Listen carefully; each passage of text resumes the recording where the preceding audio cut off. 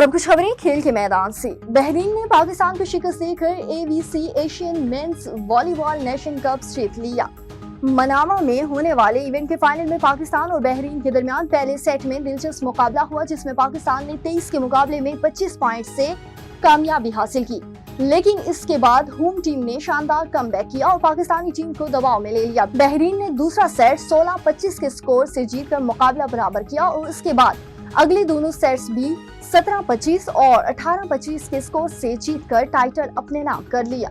England ने laser test में भारत को 5 विकेटों से शिकस्त देकर 5 मैचों की सीरीज में 1-0 की बढ़तरी हासिल कर ली। भारत और इंग्लैंड की टीमें पहले टेस्ट मैच में लेजर में मद्दे मुकाबिल थी, जहां मेहमान टीम की जानिब से मेजबान टीम को जीतने के लिए 371 रन का हदफ दिया गया था। इंग्लैंड ने मतलूबा हदफ 5 विकेटों के नुकसान पर हासिल करके सीरीज में 1-0 की बढ़तरी हासिल कर ली। इंग्लैंड की जानिब से बेन डिकिट ने शानदार 149 रन की इनिंग्स खेली, जबकि जेरिक कराली ने 65 रन बनाए।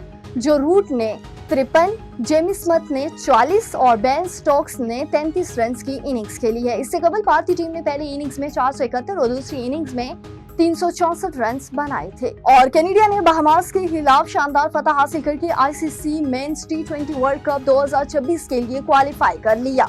अमेरिकाज रीजनल्स क्वालिफायर के मेजबान कैनेडा ने बहामास को सिर्फ 57 रन पर ढेर कर दिया।